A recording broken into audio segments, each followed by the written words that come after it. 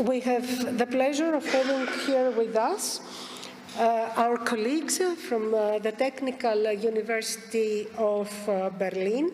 It's Professor Eike Roswag-Klinge and Professor Andrea Klinge from ZRS. It's an architectural office in Berlin, and at the same time at the Fachhochschule Northwest in Switzerland. They have a long-term experience in designing and constructing with nature materials, and they are here to present to us their experience, the experience that they have gained over these years in the use of material, the architectural principles, the methods that they are using for the design, how these materials can be reused, and a little bit about the regulatory framework in Germany, so that we can get a little bit better acquainted with what happens in Germany, a country with a longer tradition in eco-friendly construction in comparison to Greece. And I would like to invite Professor Eike Roswag-Klinge and Professor Andrea Klinge to make their presentation.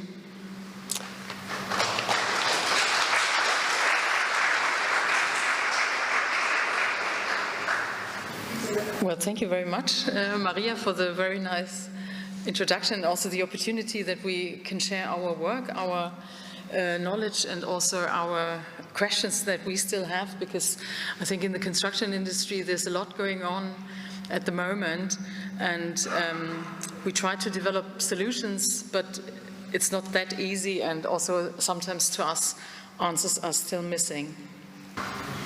We start. As I said before, we're going to share a little bit the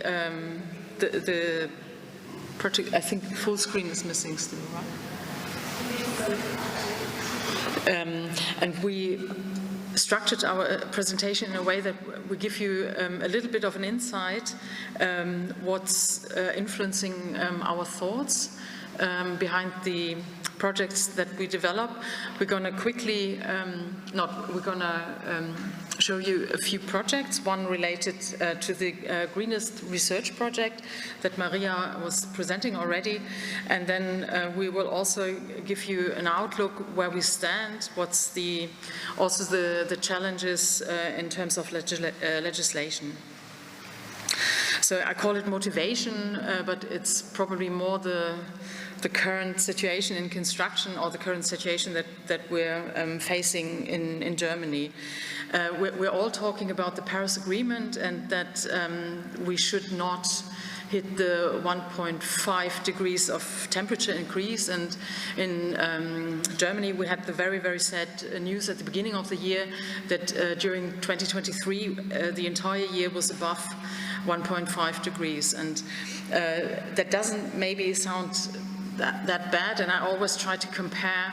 It's not just the temperature increase in the sense that the air temperature is rising, it's more something what would happen to the ecosystems.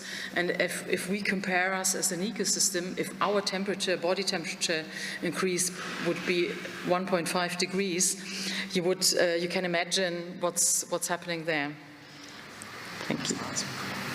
The other issue that we have is, you might know this organization, Country Overshoot Days, or Overshoot.org. They calculate the resources that Mother Earth is providing us overall in a year's time.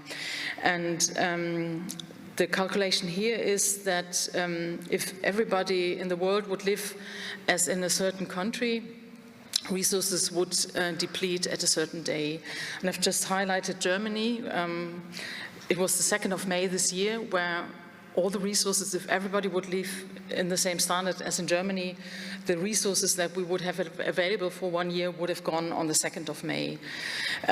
If you could calculate it overall, the Earth Overshoot Day, so the entire population of the world, this year it was the 5th of June, and you can probably imagine that every year we're hitting an earlier day. So this graphic is telling us quite clearly that we have to consider the resources that we use in overall lives, but this also relates a lot to construction.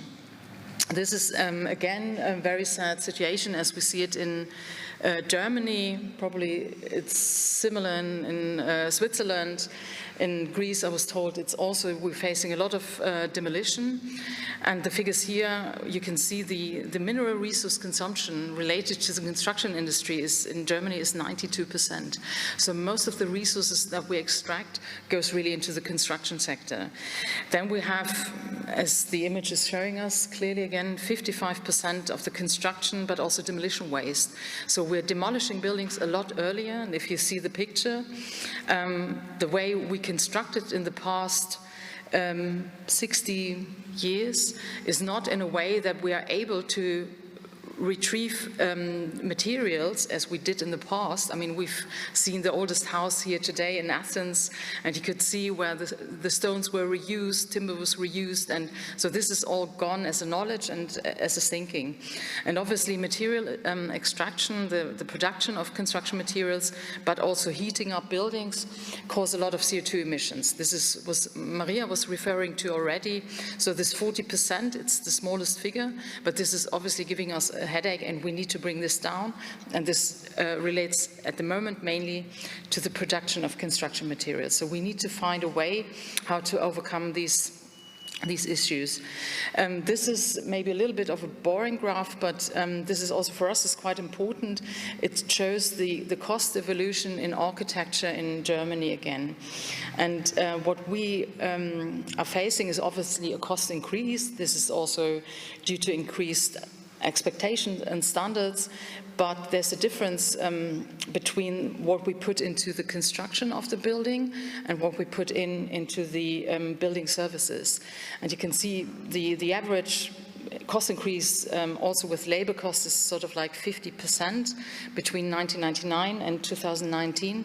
But if we look at the building services, how to heat and operate our building, it's nearly 70%. And we always ask the question, did the quality of the living spaces or the spaces overall has increased by that? And we feel no, it hasn't. So we put a lot of kit into our buildings because we as architects, we lost a little bit the knowledge how to design a building properly.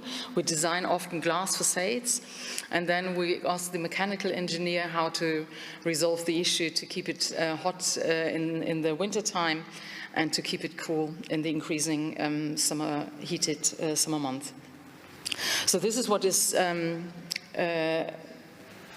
really concerning us in our office, what we discuss with our team, but also with the research teams from the university. What is architecture able to do in terms of all these problems? So we see that through the detection of oil, all of a sudden we could construct higher and wider, and we could construct these glass facades, but this is obviously not going into the right direction. And knowing that we are still having an increasing world population, but we know that our resources are depleting, the question is, how does architecture from tomorrow look like?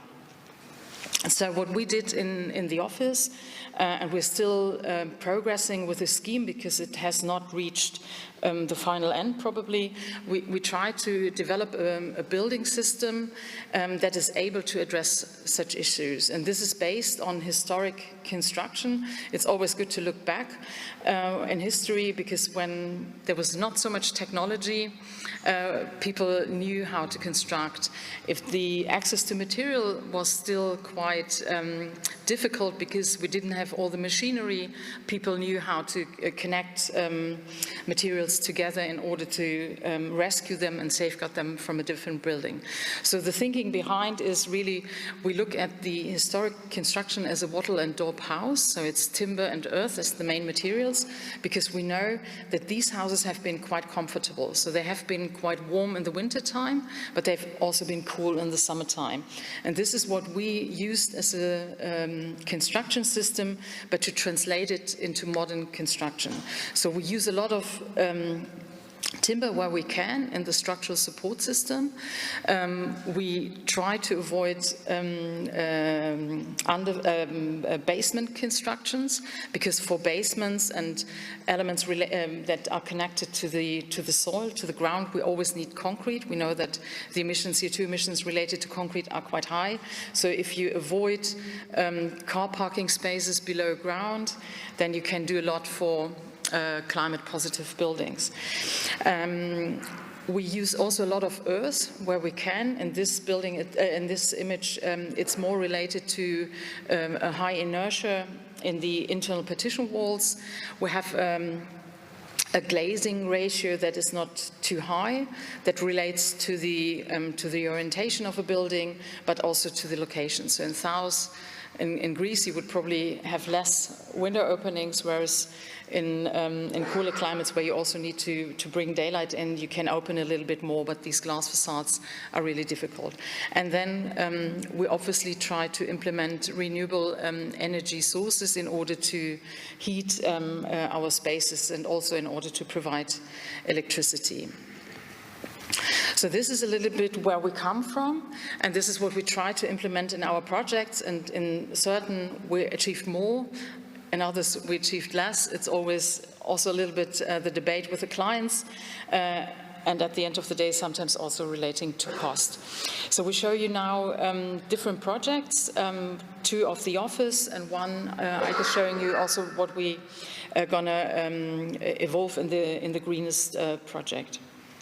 So the first one is a school building. It's an extension to the brick construction that you can see in the rear. It's a two-story building, and it's located in the north of Berlin.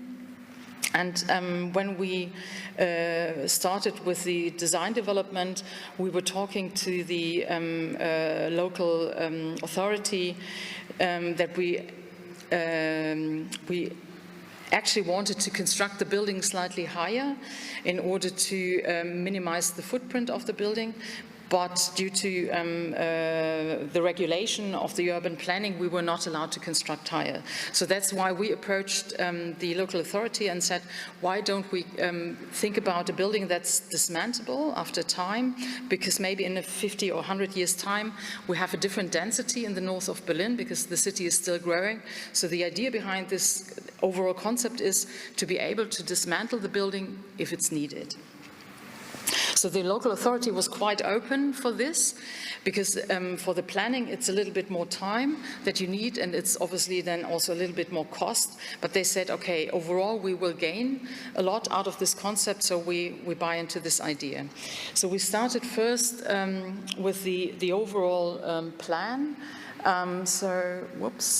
We can see here a skeleton construction. This is always very good in order to extend also the lifespan of buildings, because you're much more flexible with the organization of the ground floor plan. You have only a few stiffening walls, but the rest of the walls are then very flexible, and you can create different floor layouts. So this was the first idea, and then also to have non-load bearing facades that you could change. For instance, if you, in 50 years' time, maybe there's the need of more residential schemes, then you could change the facade, because the current facade might not relate to residential buildings. We avoided a basement. We had a floor slab made out of concrete. We didn't achieve to go for recycling concrete at the time. This was a cost issue. It would have been better to use recycling concrete in order to avoid new aggregates for the concrete, but that was not possible. But what you can see here is also already the structural system with as a skeleton, and also the entire organization. So the planning was a little bit more time consuming, but then the assembly on site was really, really quick. So the entire structural support system was erected in 20 days. So at the end of the day, it pays off to have this more thinking in the planning process, and to have it then quicker constructed on site. And then I'll show you just a few details that we developed together, or that our engineers actually developed together with us, also being inspired by a EU research project. This, for instance, is the connection of the columns with a floor plate that you can mount on the ceiling, and we have only, it's laid out in the way that we have only vertical loads, and it's just a stacked connection, and it's that simple to place it together and to detach it if necessary. The same was developed then for the beams and the main and the secondary beams. So again, you can imagine it's very quick on site to be installed. You have to secure it through screws, but you can dismantled it again after 50 or 100 years' time. So we developed a lot of these details in order to be able to dismantle, and despite such reversible connections, we still were able to create quite large spans. So the span from column to column is 9 meters, and you can have still very flexible and large-scale spaces. Also for the facades, and this is also what we try to implement now in the Greenest project, we developed a facade system, rear ventilated, again on the basis of timber. We brought in wood fiber insulation, and again you can dismantle the facade because often the facade is not as durable as the structural support system, or you need to make changes to the facade, and that this is also doable. The idea here really with the weatherboard was to use actually waste wood and to employ the students to mount this facade, but this was something that we unfortunately didn't achieve. But this would have been quite a nice idea also for the idea of reusing timber to bring this in a smaller scale already in the project. This is how the building looks like today. So we have an appropriate glazing ratio. We have night time cooling. So these louvers, timber louvers, are screens where you can open the window. So it's really good in order to provide a good environmental climate in the summertime. It doesn't overheat, and we can still protect the building from birds or any animals entering it during nighttime. This is how the spaces look then finally. We try to make as much timber visible.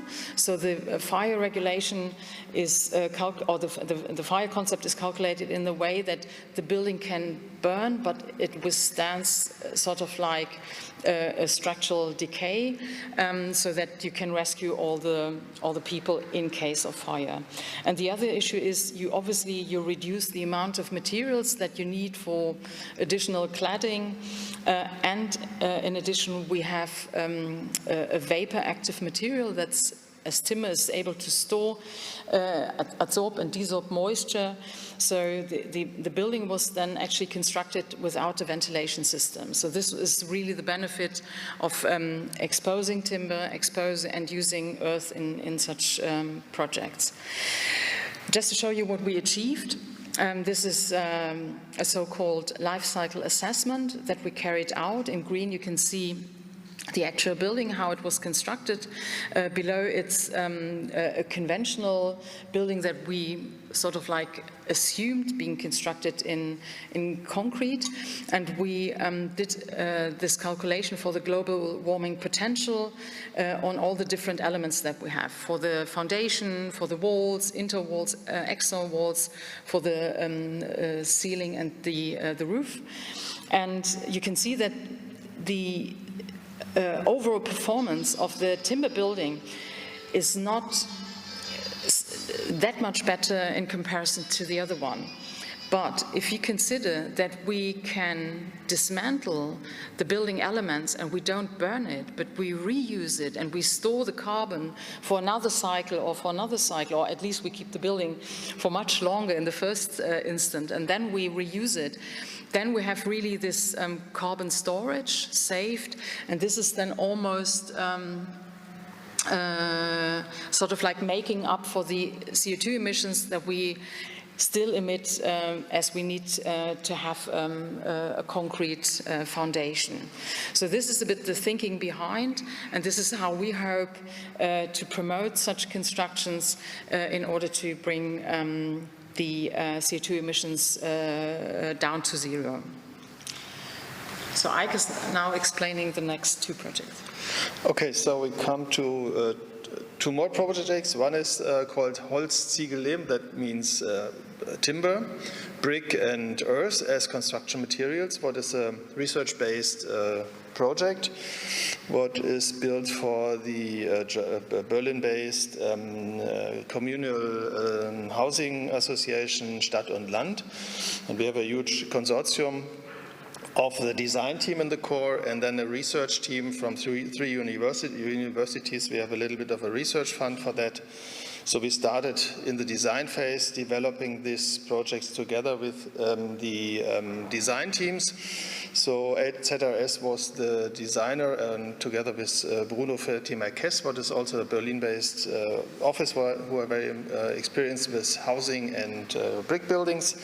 And we as a team of very experienced with earth and timber. So that's a site plan. We have these two very small piece of land, what is kind of not very good to build on, and we have brought in these two buildings. What the southern one is going to be a brick building, and the northern one is going to be the timber building. Here you can see the ground floors. In the upper line you can see like the black lines in the center. This is a load-bearing cross, and then you can see dots in the facades outside. That's a skeleton, and everything what is in gray could be changed afterwards. So that's what we call the infrastructure of change for a timber construction. And in the lower part you can see the black lines. This is a completely built-in brick construction. So we're going to compare these two buildings. Actually, Stadt und Land, they were talking about the robustness of these buildings from the early 20th century, where we have been building with brick and timber, and very solid buildings. They last very long, and they can also very resistant against the climate. And we always promote our low-tech system, as Andrea showed you, from earth and vapor-active timber construction. And so we're just comparing these two systems. In these details, you can see on the left-hand side the timber details. So we have a CLT ceiling, we have a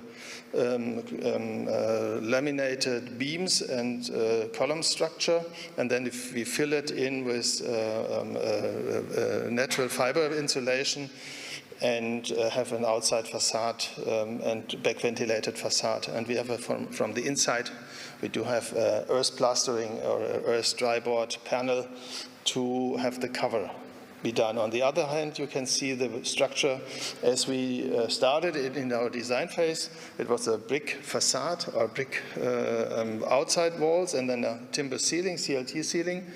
And by construction issues or design issues, and also the cost, we decided at the end to do the ceilings not in timber, but also do them in brick and concrete mixed construction. So the most important thing that we are trying to reduce our resources and to design kind of a circular construction. And we did start our LCA calculations, and we compared a number of systems. So we have three timber systems. One is the most natural based is H1, the first layer, and then we have one what is caused through the nowadays regulations. So we have additional claddings with gypsum boards because of fire protection. So there's a law, I could talk about this very long.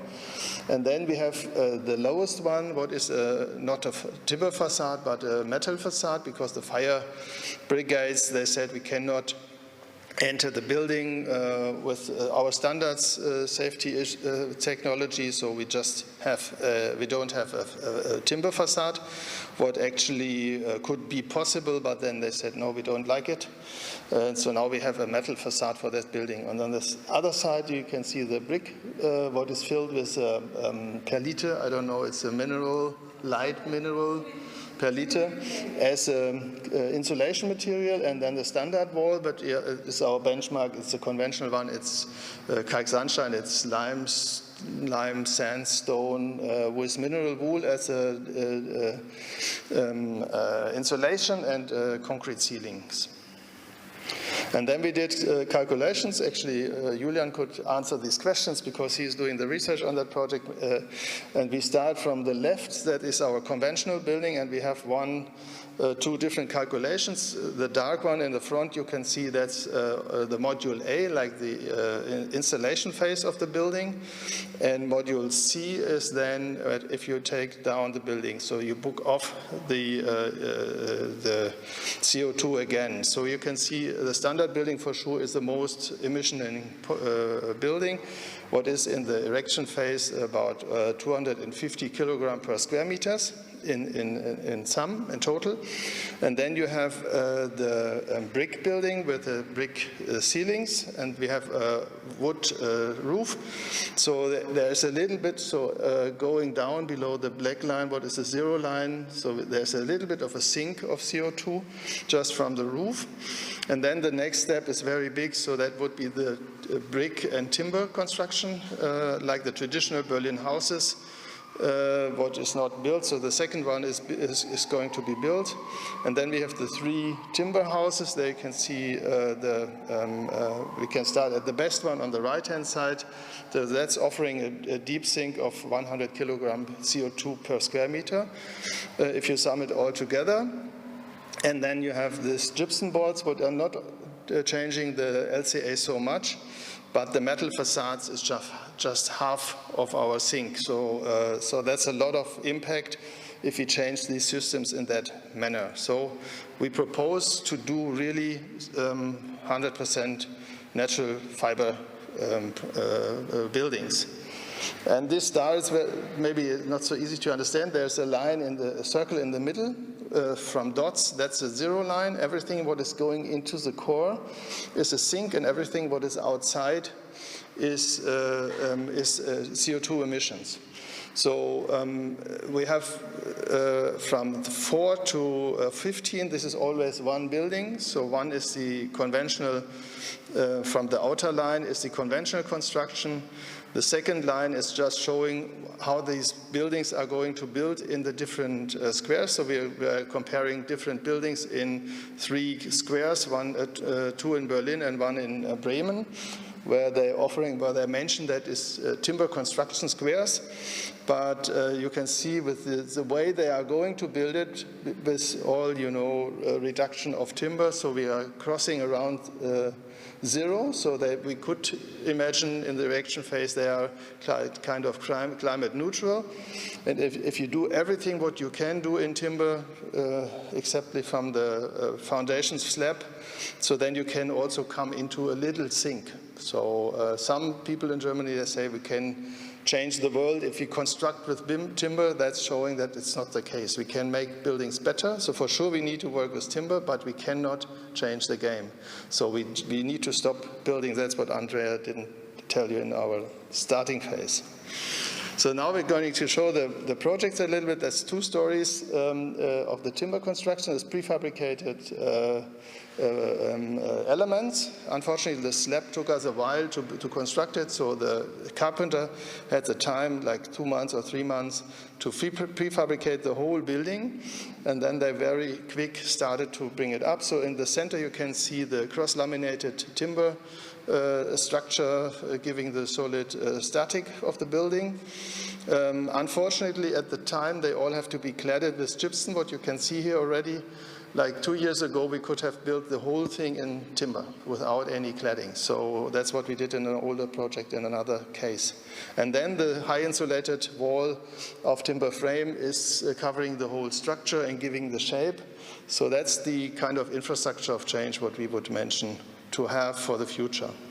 That's from inside. That's the ground floor. There's a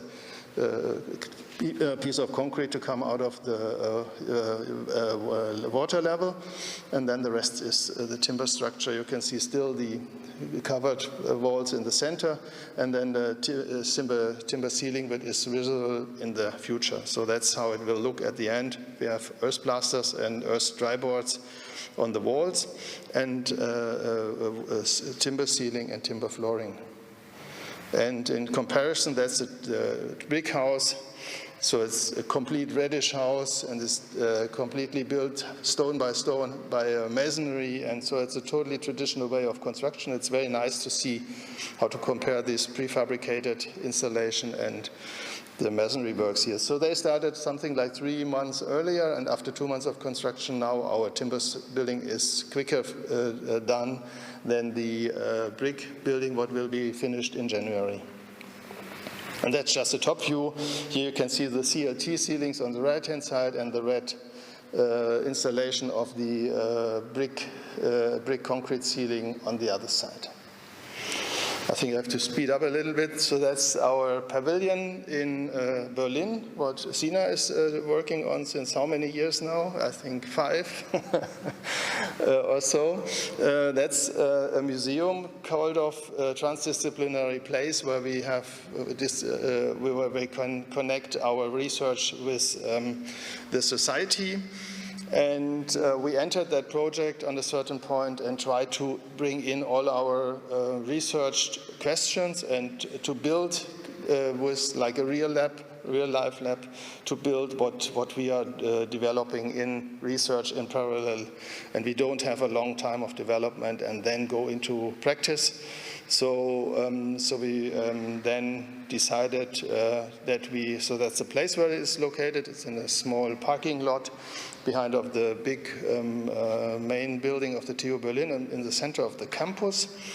And the main question was to build the whole building as a translocatable. So we try to build the structure in a manner that we can take it apart and build it up on another place, like with 100% of our materials. So that's, for our perspective, would be the highest level of circular construction.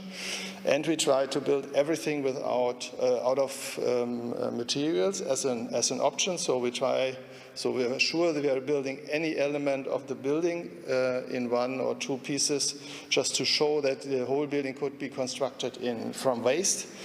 And if we can generate more material, what we hopefully will do, extend the number of reused materials in the case. So we will not construct with cement or steel, or fresh cement and steel. So we are having also a recycling foundation. We have a flying foundation that we don't touch the ground. We don't need so much concrete on the slab. And we can start building the ground floor slab with timber as well. And the whole thing is a low-tech building, so it will be without any ventilator. So there will be no ventilation systems.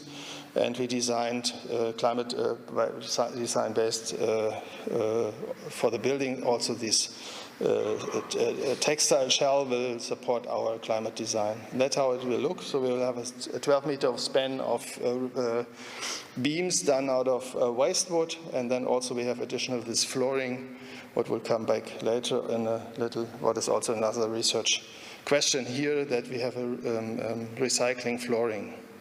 These are the 2 floors. You can see these main halls here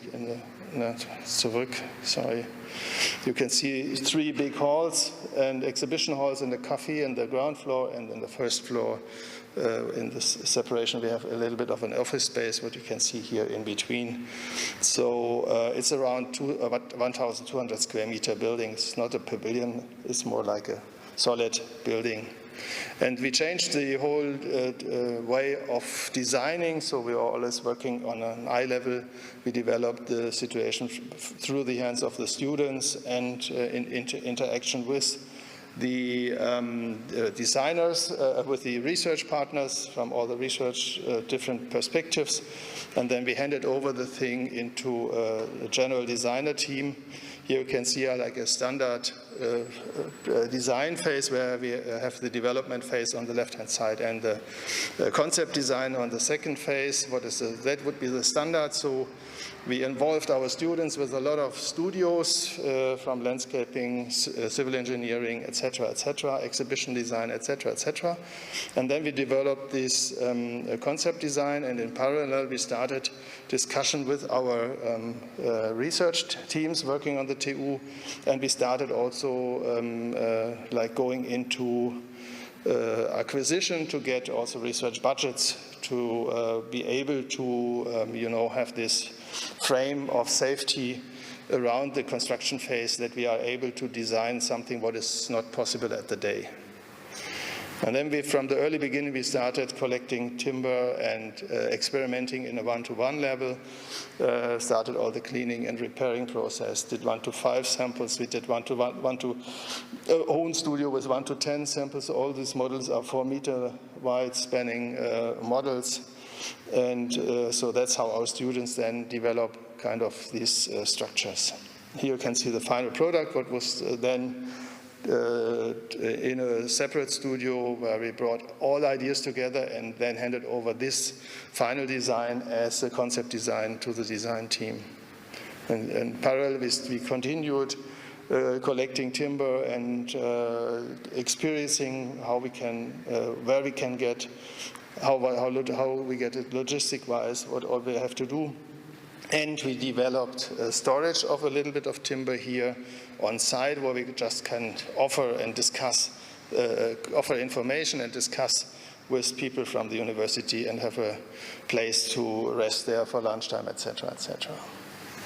And then, we started another phase now recently that we are scaling up. So Sina found a way of funding for the economy senate in Berlin. So they're offering to finance startups. They're usually thinking on digitalization and drones and all these things. And we thought we also should bring in the recycling or reuse process from construction site as a startup, as a real lab.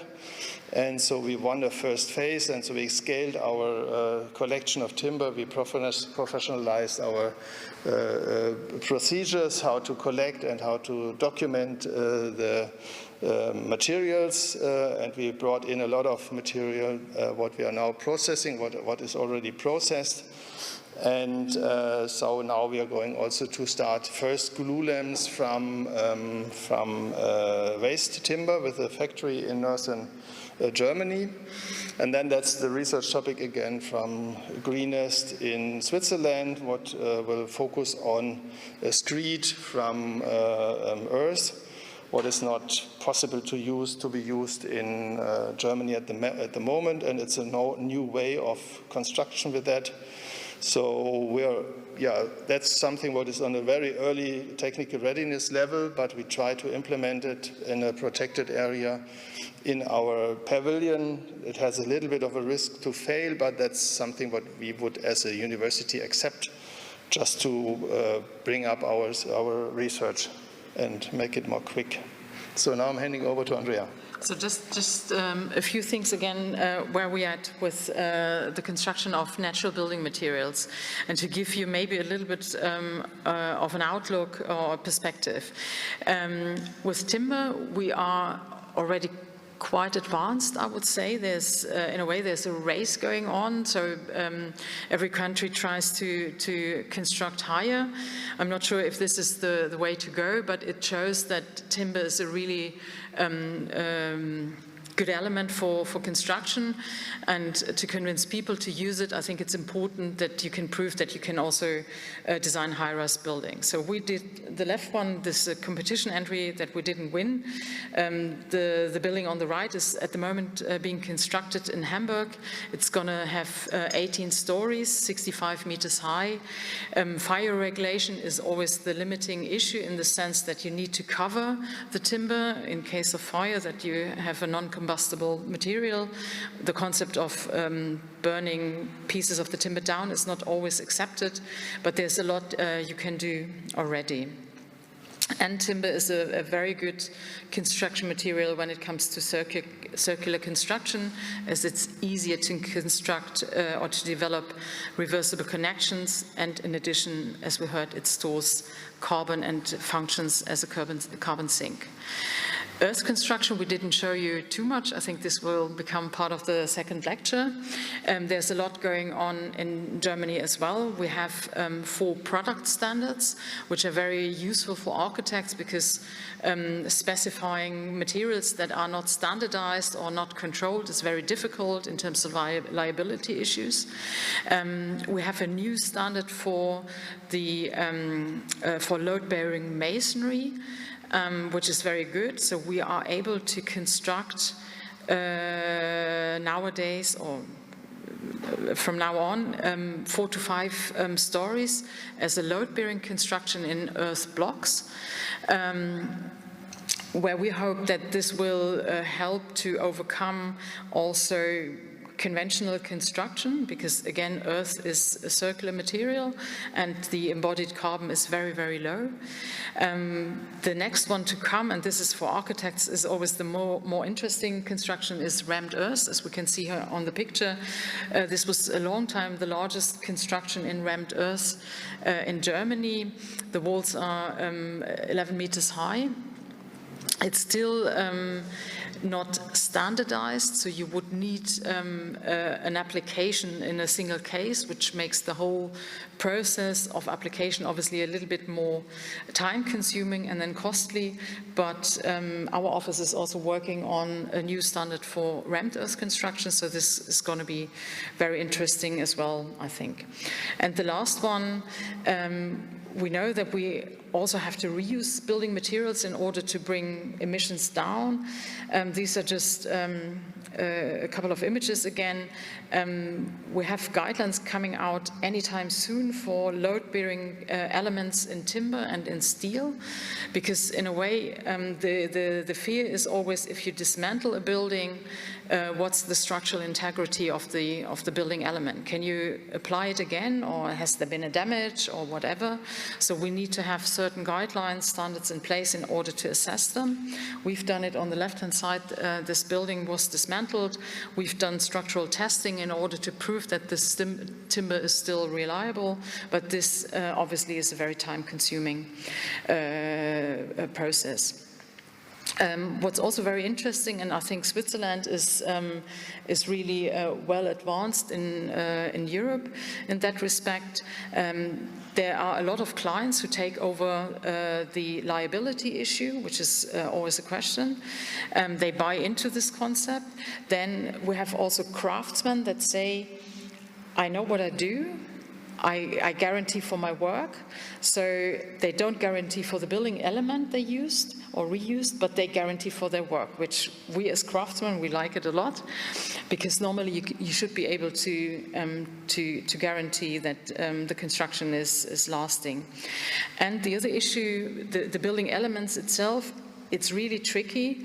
So if you can't prove it through standardization, for instance, a window is more difficult. There's this idea of insurances that take over the liability for a building element, so that we are able to reuse it rather than to binning it. And also the entire concept of, or the understanding of acceptance, that's why I put this EU building, some of you might know. It's a very, very nice idea.